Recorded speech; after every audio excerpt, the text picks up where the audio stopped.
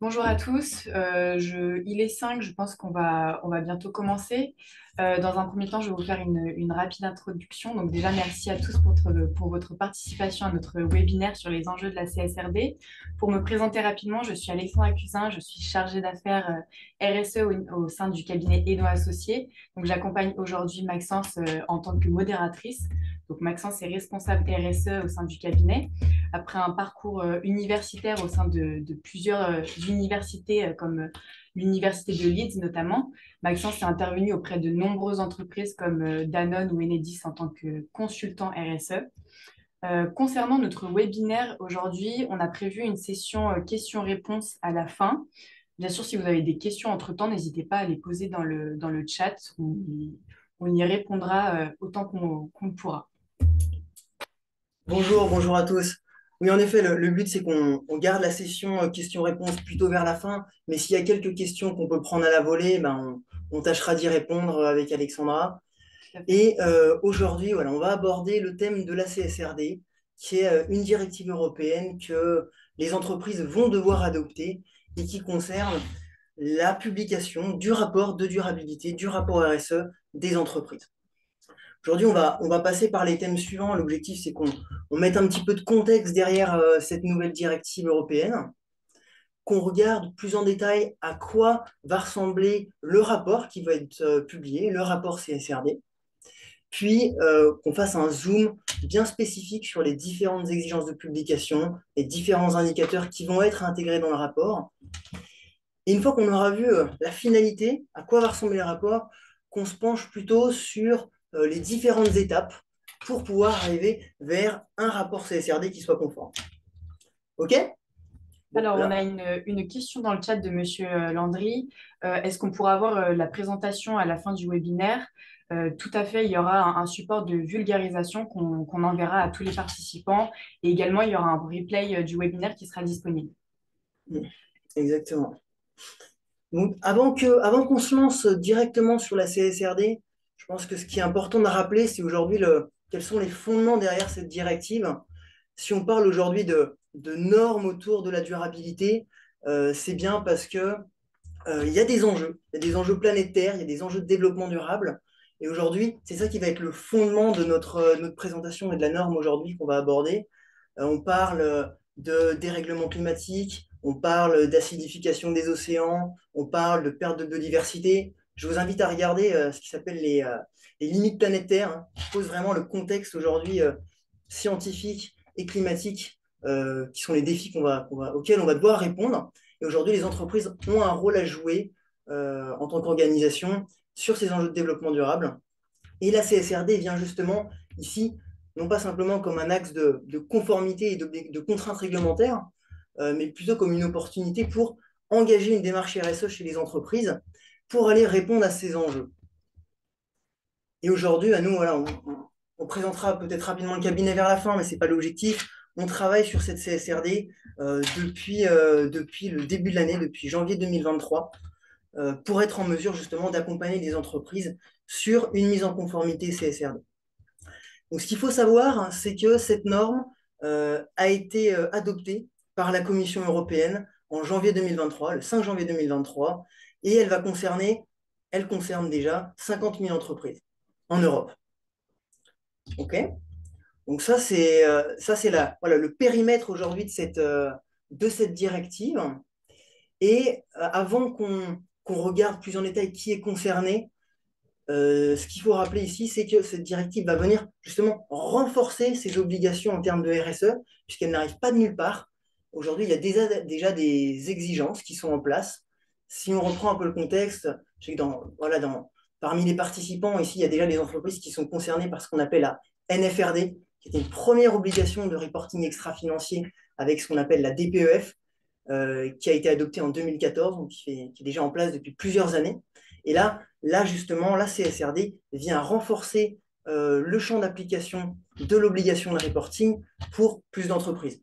Donc ça, c'était en 2014. Ensuite, il y a eu ce qui s'appelait la SFDR, qui a été une autre obligation de reporting, mais spécifiquement pour les acteurs des marchés financiers, qui avaient l'obligation de publier des informations extra-financières ESG par rapport à leurs investissements, qui allait en lien avec ce qu'on appelle la EU taxonomie, la taxonomie verte, qui vient classifier les entreprises selon leur, on va dire, leur niveau de durabilité.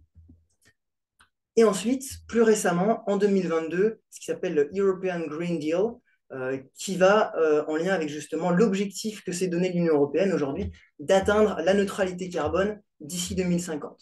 Et la CSRD va dans ce sens. Et donc, si on regarde cette première ligne de qui est concerné, plus précisément, aujourd'hui, on voit qu'il y a des entreprises, comme je l'ai évoqué depuis 2014, qui sont déjà soumises à une obligation de reporting. On parlait là de grandes entreprises sur la première ligne, qui comptent un effectif supérieur à 500 employés, un chiffre d'affaires de plus de 50 millions, de CA, et un bilan total asset supérieur à 25 millions. Et ces entreprises qui avaient déjà l'obligation de faire un reporting vont devoir ajuster leur reporting sur justement ce nouveau cadre CSRD, ESRS qu'on va voir ensemble. Et ces entreprises vont avoir l'obligation de publier un rapport en 2025 sur l'exercice 2024. Donc là, l'exercice qui arrive dans quelques mois. Et là où ça va changer avec la CSRD, c'est qu'aujourd'hui, des entreprises qui jusqu'alors n'avaient aucune contrainte, aucune obligation, vont se retrouver dans la catégorie des grandes entreprises ici, avec plus de 250 salariés, ou plus de 50 millions de chiffre d'affaires, ou plus de 25 millions au bilan, qui vont avoir cette obligation justement de produire ce rapport CSRD, et cette fois-ci en 2026 pour l'exercice 2025. Okay, et ici, important sur les trois critères que je donne, ce qu'il faut retenir, c'est qu'aujourd'hui, vous êtes concerné en tant qu'entreprise si vous répondez à 2 des 3 critères. Et où l'effectif, et où le chiffre d'affaires, et où le bilan. OK? Et ensuite, ça va aller s'étendre petit à petit au PME côté, puis ensuite au PME. Donc l'idée, c'est bien de comprendre qu'il y a vraiment une ambition politique ici de l'Union européenne d'aller vers une vraie transparence des données extra-financières de toutes les entreprises à l'échelle de l'Union européenne. Donc petit à petit, les taux se resserrent sur des entreprises de taille ETI, PME. Alors Maxence, on a une question. Auparavant, le seuil était à 40 millions de chiffre d'affaires. Quand est-ce Exactement. que le nouveau seuil a été communiqué à 50 millions? Oui, bonne remarque. C'est vrai qu'ici, j'ai mis à jour les slides. Il y a quelques semaines encore, ici, on aurait vu sur grande entreprise des entreprises de plus de 250 salariés, certes, mais 40 millions ou 20 millions au bilan. Et il se trouve qu'il y a environ 3 semaines, il y a un changement qui a été mis en place pour la taille des entreprises concernées en raison de l'inflation.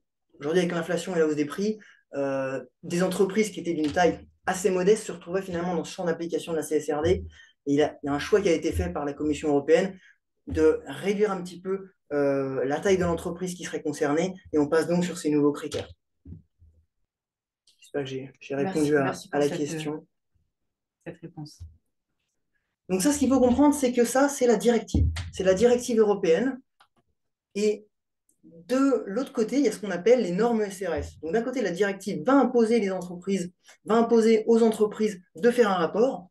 Et de l'autre côté, il y a les normes ESRS, European Sustainability Reporting Standard, qui ont été développées par l'EFRAG, qui est un groupe consultatif européen sur l'information financière, qui maintenant développe un volet extra-financier, qui a développé justement un ensemble de normes qui définit, voilà, comment est-ce que le rapport extra-financier de l'entreprise doit être publié, qu'est-ce qui doit être contenu dans le rapport. Et ici, si on regarde le tableau de droite, on voit qu'on retrouve vraiment ces 4 blocs, un premier bloc générique, mais surtout ces 3 blocs qui sont les piliers de la RSE, à savoir les informations environnementales de l'entreprise, les informations sociales et les informations de gouvernance, les fameux ESG. Et sur ces 3 piliers, EFRAG a défini ce qu'on appelle 12 normes SRS pour chacune des thématiques RSE que l'entreprise devra aborder dans son rapport. Ici, on va parler dans un premier temps d'exigences générales. L'entreprise va expliquer son fonctionnement, son modèle économique, sa stratégie. Et après, on va rentrer sur les thématiques beaucoup plus concrètes d'un point de vue RSE à travers le changement climatique, les risques climatiques, les émissions de gaz à effet de serre. On va aborder les sujets de pollution avec les autres émissions polluantes qui ne sont pas des émissions de gaz à effet de serre. Tout ce qui est utilisation de l'eau, consommation d'eau, ressources aquatiques et marines. l'impact sur la biodiversité et les écosystèmes. Alors, on les prend un par un, comme ça on voit bien ensemble les différents thèmes qu'on va aborder aujourd'hui. Tout ce qui est relatif aux déchets, aux ressources, aux matières premières, à l'économie circulaire. Et sur une partie sociale, évidemment, on va aborder les employés, l'effectif de l'entreprise. On va aborder ensuite les différents travailleurs qui contribuent aujourd'hui à notre business, mais sur une chaîne de valeur plus large. Donc, les travailleurs sur la chaîne de valeur amont et aval. Donc, les travailleurs chez vos fournisseurs, chez vos transporteurs, vos distributeurs. Évidemment, les communautés touchées, les communautés impactées. Donc là, on parle des populations alentours, on parle des autres organisations qui peuvent graviter dans votre écosystème en tant qu'entreprise. Et un dernier volet de gouvernance qui aborde tout ce qui est sujet éthique, corruption, voilà, conduite des affaires. Ça, ce sont vraiment les grands axes qui vont être le cœur du rapport CSRD. Et la finalité, aujourd'hui, pourquoi est-ce que l'EFRAG a développé cette norme? C'est finalement plutôt un guide pour les entreprises. C'est de se dire aujourd'hui, les entreprises font face à ce qu'on appelle une difficulté de multi-reporting. Aujourd'hui, voilà, dans la salle, surtout les responsables RSE doivent bien être au courant de ce sujet. Aujourd'hui, les entreprises ont plusieurs possibilités pour faire un rapport extra-financier, et jusqu'alors, c'était principalement sur une démarche volontaire. Donc, pour ceux qui connaissent un petit peu plus, il y avait principalement ce qu'on appelle le Global Reporting Initiative, qui donnait un premier cadre de reporting. Il y en a d'autres. Et les entreprises pouvaient choisir ou non de reporter sur certains indicateurs. Aujourd'hui, les FRAC dit on va faire quelque chose de très normatif, très standardisé, avec 12 thématiques et un certain nombre d'indicateurs qu'on va regarder plus en détail aujourd'hui. L'objectif, c'est finalement ce qu'on appelle vraiment une harmonisation du système de reporting. La finalité, ça va être d'avoir aujourd'hui une comparaison parfaite entre toutes les entreprises sur les différents critères ESG, pour pouvoir les benchmarker entre elles, savoir où elles en sont par rapport aux grands objectifs, notamment de neutralité carbone qui sont fixés par l'Union européenne et chacune des autres thématiques. Si on prend un peu de recul par rapport à cette norme et on réitère un petit peu sur les fondements ici de la RSE, ici ces trois piliers, pour beaucoup d'entre vous, vous les connaissez déjà. On parle des piliers de la RSE sur l'axe environnemental, l'axe de gouvernance, l'axe social. Et la CSRD n'est pas simplement une norme exclue, c'est vraiment une norme qui va inclure les éléments de la RSE. Voilà. Donc c'est vraiment aller renforcer la démarche RSE à travers une nouvelle norme qui est clairement établie et normative. Je parlais tout à l'heure des différents systèmes de reporting qui existent déjà. Vous avez entendu parler de Global Reporting Initiative. Potentiellement, certains d'entre vous sont familiers avec TCFD, ISRS, SASB, ISO 26000. Aujourd'hui, tous ces reportings ont été, de manière entière, en tout cas ou de manière partielle, intégrés dans la norme SRS, dans les normes SRS. Pour ceux qui travaillent jusqu'à maintenant avec le Global Reporting Initiative, on peut dire à peu près que 70% des indicateurs ont été incorporés dans ces nouvelles normes. Donc là, il y aura un enjeu pour les entreprises qui vont devoir justement se conformer à ces nouvelles exigences, d'aller faire ce qu'on appelle un mapping, aller mettre les points, les indicateurs que vous avez déjà en place, les mettre justement sous l'angle de cette nouvelle directive et de ces nouvelles normes. Est-ce que c'est clair jusqu'à maintenant? Est-ce qu'on a des questions? On n'a pas de questions sur ces slides-là. À ce moment-là, on peut avancer un petit peu plus en détail. Bon, la CSRD, on a vu qu'il y a 12 thématiques, mais ça va au-delà de ça. Il faut voir que c'est quelque chose d'assez complet, voire même de tout à fait exhaustif, puisqu'on parle de 1144 points de données. Des points de données, c'est des KPI, ce sont des indicateurs, qui sont regroupés à travers 82 exigences de publication, réparties sur ces 12 thématiques. Donc pour chaque thématique, il y a ce qu'on appelle des grandes catégories d'indicateurs, qu'on appelle des exigences de publication, sur lesquelles je vais élaborer un petit peu plus tard. Et dans chacune de ces grandes catégories, il y a une liste de 1144 points de données que vous pouvez retrouver d'ailleurs. Aujourd'hui, ces informations sont disponibles en ligne. Vous pouvez aller sur le site de l'EFRAG et chercher ESRS et vous trouverez l'ensemble des normes. On parle d'un document de 300 pages. Donc, vous pouvez tout à fait aller jeter un coup d'œil. L'objectif aujourd'hui, c'est qu'on vous aide en tout cas à naviguer dans la complexité de la norme et qu'on le simplifie. En tout cas, c'est l'objectif qu'on se donne aujourd'hui ensemble.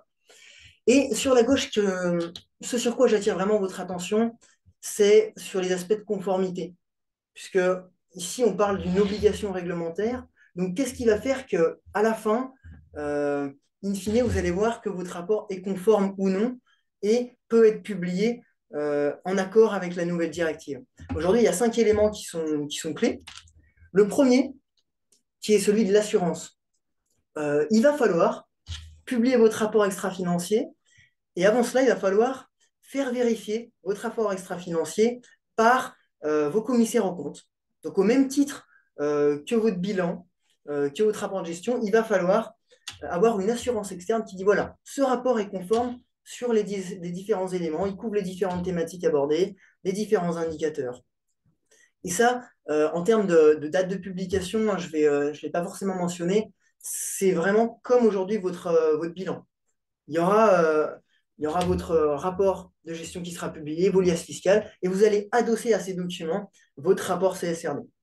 La finalité, je le dis même, parce que ce n'est pas encore le cas aujourd'hui, c'est d'arriver à ce qu'on appelle l'Integrated Report, qui est le rapport intégré, qui va justement intégrer ces deux rapports ensemble. Aujourd'hui, vous avez le choix de les publier en même temps, mais séparément.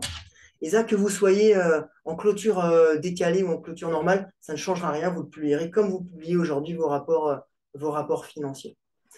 Et en termes de réelle finalité, puisque je fais un petit laïs là-dessus en termes de vision de l'Union européenne, l'objectif sera de publier le rapport extra-financier sur ce qui s'appellera l'European Single Access Point Platform, donc l'ESAP, qui va être une plateforme digitalisée où tous les rapports financiers et extra-financiers, là où je parlais de rapports intégrés, vont être publiés sur cette plateforme en même temps. On va voir pourquoi. Si on se regarde encore, si on se remet sur les points de conformité à gauche, donc on a dit que le rapport doit être conforme et qu'il doit être vérifié par une assurance, enfin, par votre commissaire aux comptes. Et le commissaire aux comptes va vérifier différentes choses. Il va vérifier qu'en effet, les points de données ont été couverts. Et il va vérifier un point très important qui rajoute un peu de complexité dans ce rapport, c'est qu'aujourd'hui, le rapport ne couvre pas uniquement vos propres opérations de l'entreprise. C'est-à-dire que ce rapport s'étend aux opérations et également à votre chaîne de valeur. Donc, sur toutes les thématiques que vous voyez sur la droite, il va falloir expliquer comment est-ce qu'aujourd'hui, voilà, si on prend biodiversité, comment est-ce que votre entreprise a un impact sur la biodiversité dans ses propres opérations, et si elle n'en a pas, par exemple, comment est-ce qu'il y a un impact sur la biodiversité à l'échelle justement de sa chaîne de valeur, encore une fois, amont et aval. Donc il va falloir prendre en compte tous ces éléments. Et ça, c'est quelque chose qui va être vérifié par le commissaire aux comptes. Ensuite, un autre élément imposé par la directive, c'est d'avoir un rapport, ce qu'on dit prospectif et rétroactif. Donc il va falloir publier son rapport en année N avec une projection des performances et des accomplissements année N plus 1. Dire voilà, l'entreprise projette d'accomplir tel ou tel objectif en année N plus 1, N plus 1, N plus 2, N plus 3, et avoir une rétrospective sur dire voilà, par rapport aux engagements fixés N-1, N-2, voilà comment on en est en termes d'atteinte des objectifs, quel est notre progrès. Ça va être vérifié encore une fois par le commissaire aux comptes. Et un troisième, l'avant-dernier point, qui est celui de la double matérialité, ça on va y revenir un petit peu plus tard, c'est la méthodologie qui sera mise en place par l'entreprise pour identifier les thématiques et les indicateurs qui sont prioritaires pour vous. Hein, je leur expliquerai un petit peu après. Et le dernier point qui est essentiel aussi, et qui aujourd'hui est un vrai changement, c'est ce qu'on appelle le balisage XBRL. Le rapport qui va être publié par l'entreprise sera un rapport digital. Donc pour ça, il va falloir avoir un outil, un logiciel, où chacun des points de données, chacun des 1144 points de données, des KPI, auront ce qu'on appelle un petit tag numérique qui va permettre ensuite, c'est là où je remonte sur la finalité qu'on a mis en place, que le rapport digitalisé soit publié dans quelques années sur la plateforme européenne et que chacun des rapports financiers et extra-financiers devront pouvoir être lus par des machines pour assurer vraiment une collecte des informations et ensuite une comparativité entre les deux, une comparaison entre les différentes entreprises. Voilà. Voilà sur vraiment les points clés de la CSRD. Et maintenant, l'objectif, c'est d'aller voir ça plus en détail. Mais quelque chose qui est très important, et je me suis permis de mettre cette slide-là qui me paraît essentielle.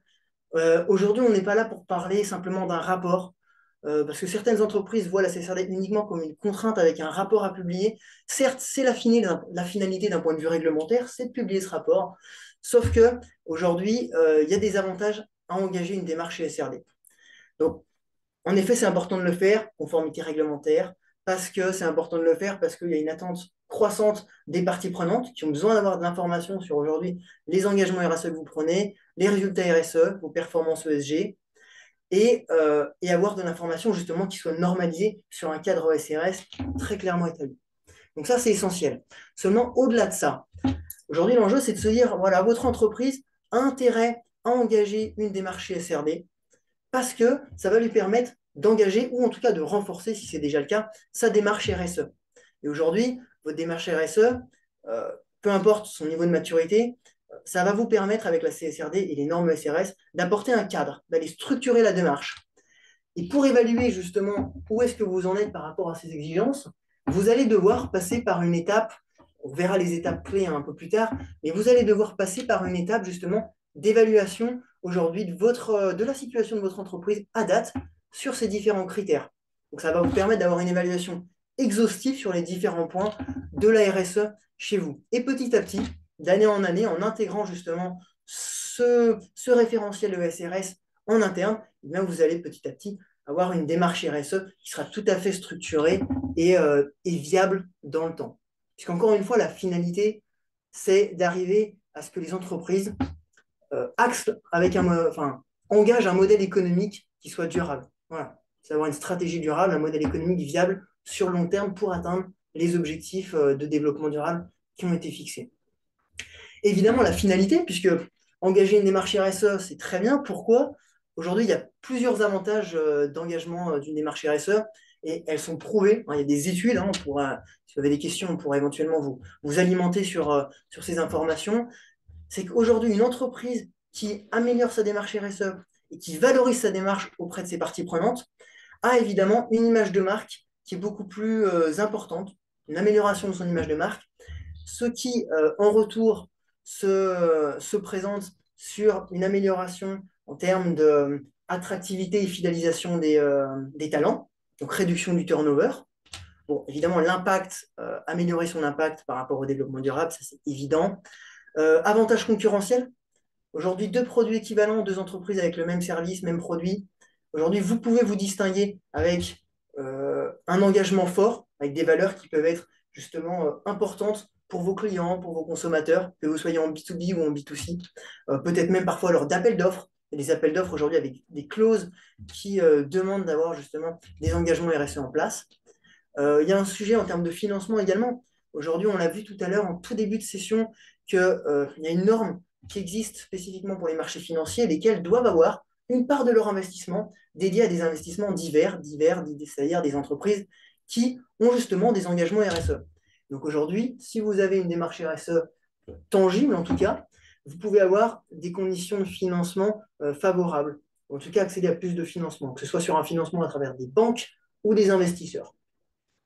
Et ensuite, on va toucher à des sujets de coûts, puisqu'on va aller aborder évidemment des sujets de consommation, consommation d'énergie, consommation d'eau, consommation de ressources de matières premières. On va aborder des sujets de déchets qui ont des coûts, des sujets également les taxes sur l'accidentologie. Et enfin, une meilleure gestion des risques, puisqu'on va apporter un cadre sur les différentes thématiques, avec un système de management en place. OK? Bon, ça c'était le grand contexte, les points clés. On a quelques slides qu'on va regarder ensemble pour voir vraiment spécifiquement qu'est-ce qu'on met dans ce rapport, et ensuite les grandes étapes. Donc, on va regarder ça ensemble. Et là, je pense que c'est des informations qui sont vraiment qui sont très concrètes, donc on va essayer d'être assez pragmatique là-dessus. Aujourd'hui, sur les 12 thématiques qu'on a vues précédemment, il y a la première étape du rapport, évidemment, c'est de parler de la gouvernance de l'entreprise, de sa stratégie. Mais ensuite, très important, c'est sur cette partie-là que j'attire votre attention. Sur chacune des thématiques, on va retrouver deux grandes sections qui sont comment est-ce que l'entreprise gère ses impacts, gère ses risques et saisit les opportunités. Et comment est-ce que l'entreprise met en place un système de métriques, d'indicateurs et définit des objectifs. Et ça, je ne m'attarde pas dessus, on va le voir de manière très claire ici. Voilà. Ici, sur la partie de gauche, ce sont vraiment les premières étapes du rapport. Le premier bloc du rapport où vous allez dire, je les passe en revue, c'est de se dire, aujourd'hui, quels sont les organes administratifs, les organes de direction que vous avez dans l'entreprise? Et est-ce que dans ces organes de direction, vous avez des personnes qui ont des compétences, qui ont de l'expertise en termes de développement durable? Premier sujet. Ensuite, toujours sur la partie gouvernance, hein, est-ce que les différents impacts environnementaux et sociaux ont été pris en compte dans la prise de décision par les différents organes justement de direction? Ensuite, est-ce que les organes de direction ont ce qu'on appelle des incentives? Est-ce que ces organes de direction ont un variable, une rémunération variable associée à des objectifs de développement durable? Parce qu'aujourd'hui, aujourd'hui, on sait en fait qu'une démarche RSE, euh, elle est initiée par le board et la vision des dirigeants est essentielle justement pour le déploiement d'une stratégie RSE. Donc, il y a vraiment un enjeu aujourd'hui d'aller incentiver vos collaborateurs, board en tout cas, sur ces objectifs de développement durable. Et enfin, est-ce que l'entreprise et les organes de gouvernance ont un système de management en place justement pour revoir régulièrement ses performances et les suivre? Également sur la partie stratégie, qui est la première partie du rapport, où l'entreprise va expliquer très clairement voilà, quel est son marché, quels sont ses clients, quels sont ses produits, ses services, comment elle fonctionne. Ensuite, d'un point de vue plus RSE, est-ce que l'entreprise a pris en compte l'intérêt des parties prenantes? Donc, toutes ces parties prenantes, hein, c'est toutes les personnes, les organisations qui gravitent autour justement de votre entreprise. Est-ce que ces éléments ont été pris en compte dans la définition de la stratégie de l'entreprise? Et enfin, est-ce que justement le modèle économique de l'entreprise finalement est viable? Est-ce que les produits, ce qui finalement fait l'entreprise, les produits et les services faits par l'entreprise, sont compatibles avec une stratégie durable à long terme? Ça, c'est une question qu'il faudra se poser et qu'il faudra clairement indiquer dans le rapport. Si par exemple aujourd'hui, votre modèle économique repose sur des énergies fossiles, par exemple, ou si vous travaillez dans l'extraction minière, sans forcément pousser jusque-là, aujourd'hui, voilà, il va falloir expliquer quelle est votre dépendance et la viabilité de votre modèle économique. Ça, ce sont des aspects vraiment pour poser les bases du rapport qui vont ensuite permettre d'expliquer de manière beaucoup plus détaillée chacune des thématiques à travers ces deux blocs que vous voyez sur la droite. Donc sur ces deux blocs, pour chacune des 12 thématiques, vous allez toujours retrouver ces grandes catégories d'indicateurs. Évidemment, comme on l'a dit tout à l'heure, il y a 1144 points de données, 82 exigences de publication, et il y a des exigences qui sont spécifiques à chaque thématique. Celles-ci, ce sont les principales que vous retrouverez dans toutes les thématiques. Qu'est-ce qu'elle couvre? Il va falloir, dans un premier temps, pour chaque thématique, expliquer aujourd'hui comment est-ce que vous avez identifié en interne les risques, les opportunités euh, et les impacts de chacune des thématiques. Quels sont les impacts qui vraiment sortent du lot? C'est par exemple se dire, voilà, thématique sur l'énergie aujourd'hui, en termes de consommation énergétique, d'où viennent vraiment les principales problématiques chez vous? On va se poser la question. Ensuite, c'est de se dire, par rapport à ça, par rapport à ces éléments qui sont importants chez nous, qu'est-ce qu'on a choisi de publier dans notre rapport? Ça, c'est le point numéro 2. Qu'est-ce qu'on va publier dans notre rapport? Quels sont les indicateurs qu'on a choisi de mettre à disposition, voilà, qu'on va publier? Ensuite, un aspect sur les politiques de l'entreprise. Est-ce que l'entreprise a mis en place une politique pour chacune des thématiques qui va encadrer le sujet, qui définit vraiment les grandes lignes directrices de l'entreprise?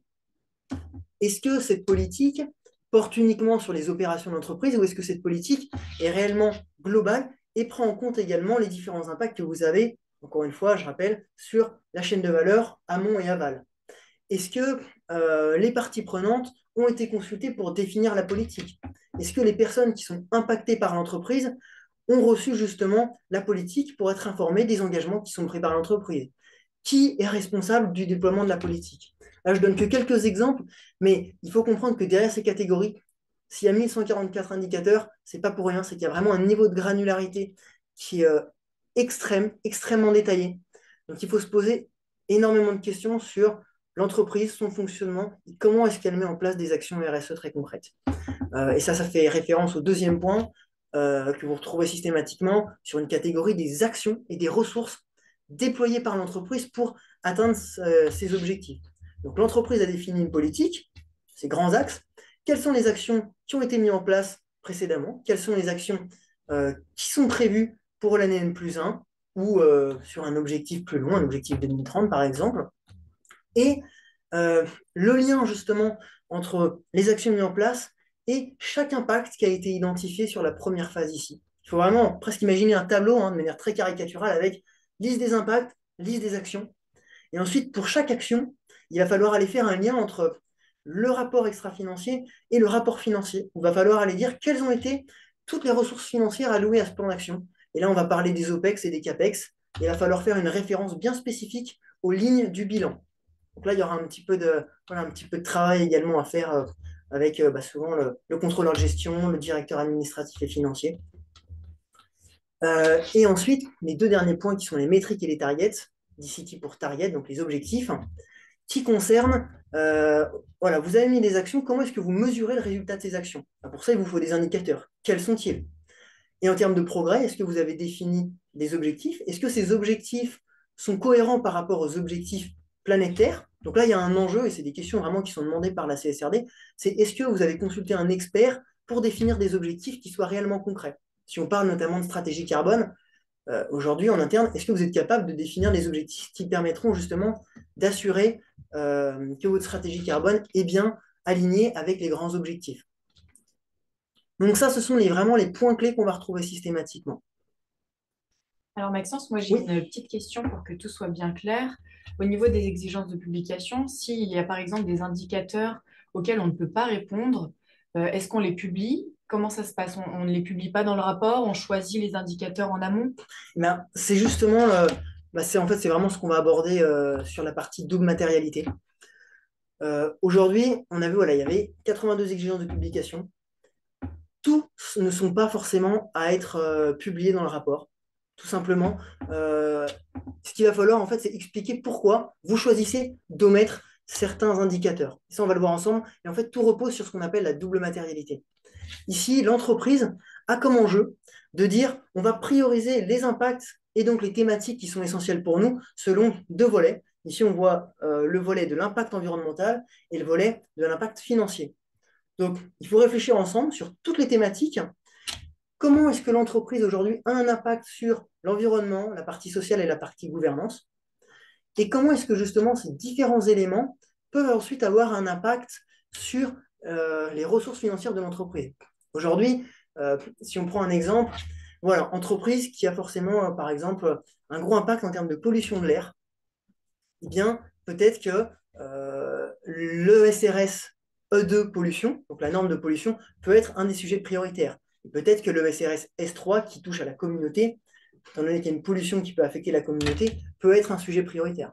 En termes d'impact financier, si je donne un exemple, ici, on peut parler de dépendance. Est-ce qu'aujourd'hui, l'entreprise, pour produire son produit, dépend de ressources matières qui vont être limitées dans le temps? Et donc, soit elle sera plus capable de produire à l'avenir, et donc forcément, ça va impacter son cash flow, ou bien les prix vont augmenter parce qu'il y a une baisse de l'offre.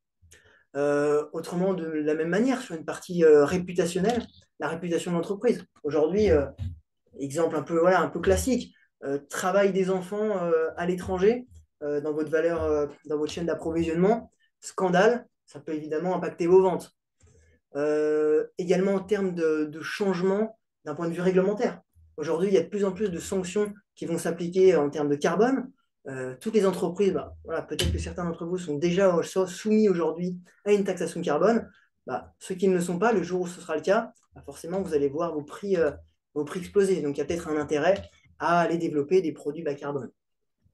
Et en termes d'opportunités, voilà, on parle de bien-être des salariés. Évidemment, l'idée, voilà, c'est mettre en place des stratégies de bien-être du salarié, limiter le turnover, peut-être identifier qu'aujourd'hui, vos clients sont de plus en plus sensibles à ces enjeux et d'aller se développer sur des axes de produits et services plus durables. Ce sont des exemples. Et là, il y a toute une méthode. Je ne vais pas rentrer dans le détail parce que je suis conscient du temps.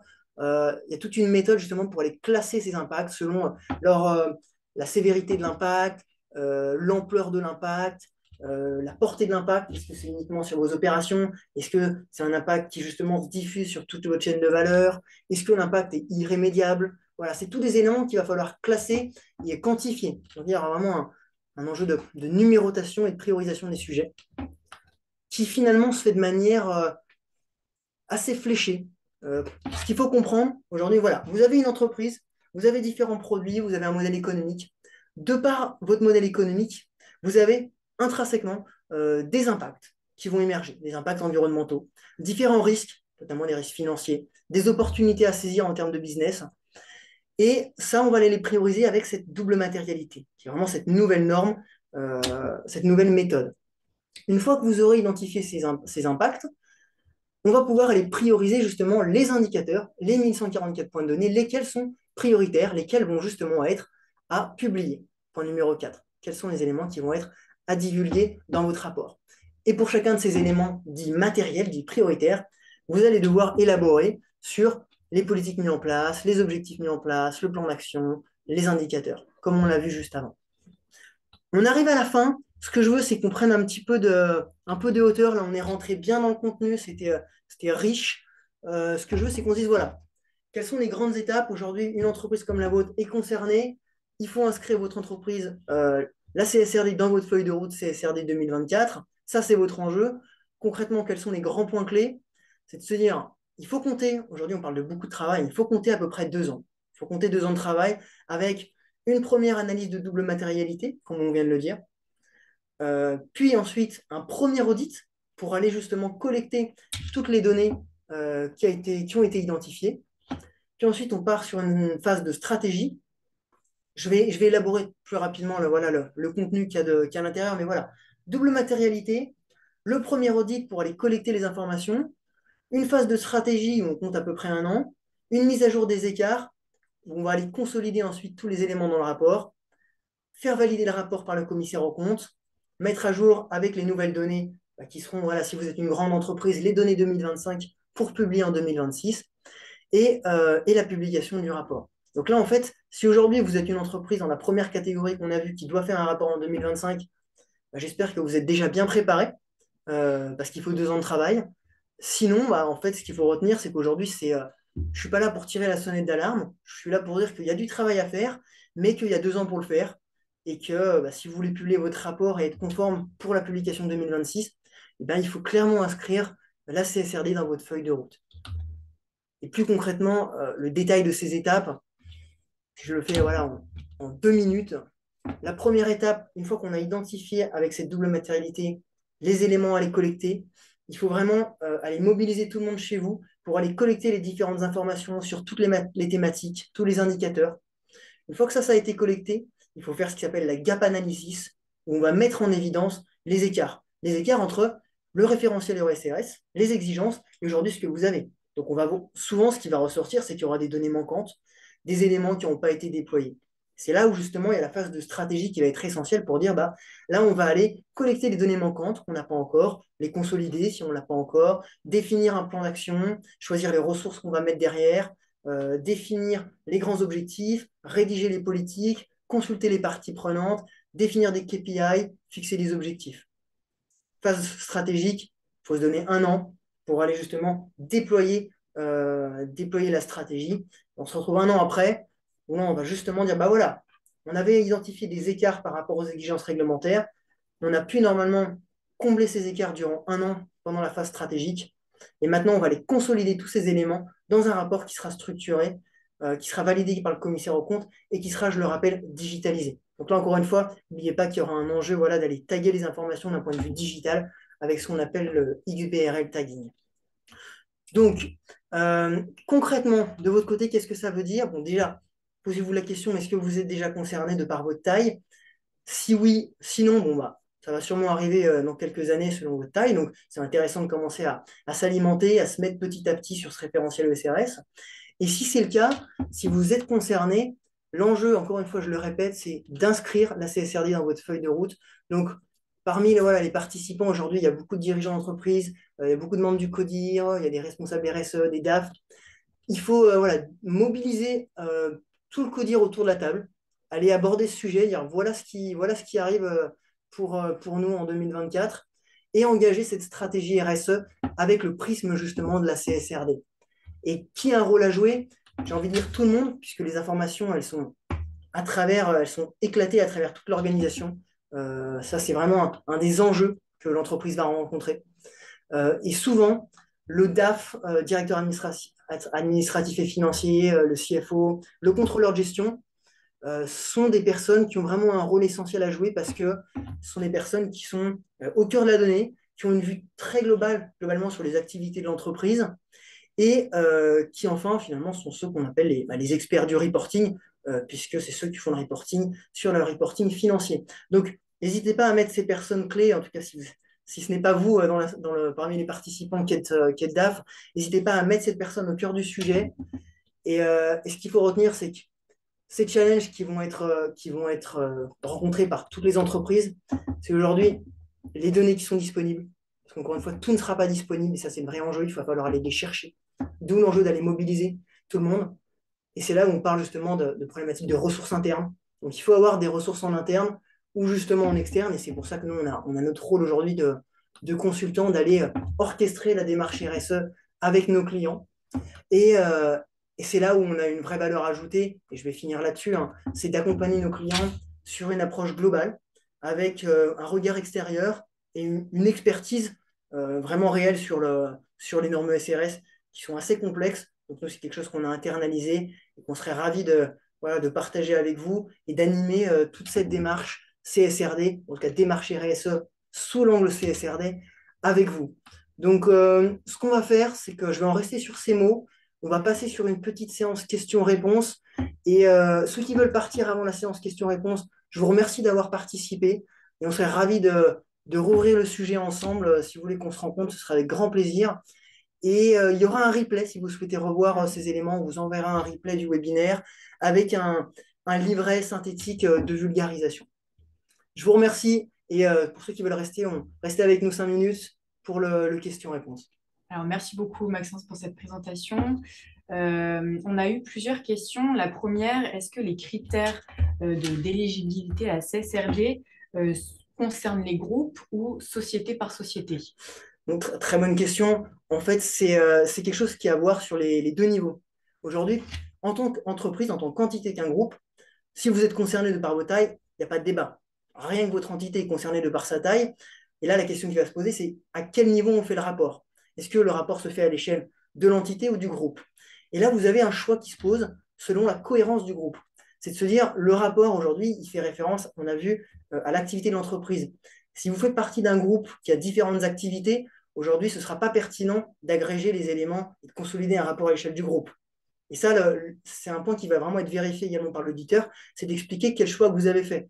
Si aujourd'hui vous avez une activité avec une entité spécifique sur bien un produit ou bien un marché, eh bien, il va faire sens justement de faire un rapport spécifique à votre échelle. À l'inverse, si votre entité en elle-même n'est pas soumise à la CSRD, mais que le groupe de par sa taille l'est, eh bien, la CSRD s'applique évidemment à l'échelle du groupe. Mais encore une fois, là on est dans la même démarche, peu importe à qui elle s'applique, c'est au groupe de faire le choix justement de faire un rapport consolidé à l'échelle du groupe ou d'aller justement donner un peu plus de granularité et de détails sur chacune des entités. Puisqu'encore une fois, si ce n'est pas pertinent, je pense à des grands groupes qui travaillent sur plusieurs business units, qui ont différents secteurs d'activité, aujourd'hui, ces entreprises vont devoir séparer leurs rapports sur les différentes activités. Merci pour cette réponse. Et dernier point, simplement pour compléter aussi, si vous faites partie d'un groupe dont vous êtes la filiale d'un groupe qui n'est pas européen, vous savez, voilà, votre maison mère qui est aux États-Unis, par exemple, aujourd'hui, vous êtes quand même concerné si votre entité est en Europe. Ça, c'est important à prendre en compte. On pourra vous apporter des éléments de détail si vous le souhaitez là-dessus, si c'est votre cas. Tout à fait. Ensuite, on a un cas particulier, une entreprise qui est en marge des critères, donc 250 salariés seulement, mais qui a été aidée par des plans de relance. Elle est soumise au rapport carbone simplifié, mais est-ce qu'à partir de 2026, elle doit fournir un rapport RSE complet? Vous voulez dire si justement l'entreprise était dans une phase de redressement. C'est ça la Exactement. question. Pour être très transparent, je n'ai pas cette information sur un cas spécifique comme le vôtre. Euh, la directive, ce qu'il faut savoir, c'est que c'est assez récent. Donc, est-ce qu'il y a des éléments justement de détails qui ont été apportés là-dessus? J'ai pas la réponse. Si on a votre nom, en tout cas si Alex, si Alexandra, tu as le nom, Oui, on pourrait éventuellement prendre vos coordonnées et puis revenir vers vous avec des éléments plus informatifs. totalement. Alors, Monsieur Bernard, du coup, on reviendra vers vous avec plus d'informations. La prochaine question que nous avons eue, est-ce que Maxence, tu as eu le temps d'analyser tout le contenu des standards Oui, de j'ai reporting? eu le temps et j'ai pris le temps, et ça m'a pris beaucoup de temps, justement. C'est pour ça que je vous invite, en tout cas par curiosité, vraiment à aller voir à quoi ça ressemble sur le site de l'EFRAG, hein. Vous trouverez vraiment les 300 pages avec des pages annexes, des pages justement de conseils sur comment le mettre en place. Il y a également des petites vidéos qui vont simplifier certains éléments. Nous, on a vraiment en interne pris le pari que ça allait être l'enjeu dès 2024. Et depuis janvier 2023, justement, on travaille vraiment dessus de manière approfondie. Et la dernière question, combien de temps dure une mission pour faire un premier état des lieux, donc un audit Hmm. CSRD? Le premier état des lieux, si je le remets sur ces grandes étapes, il faut compter globalement, on se donne 6 mois.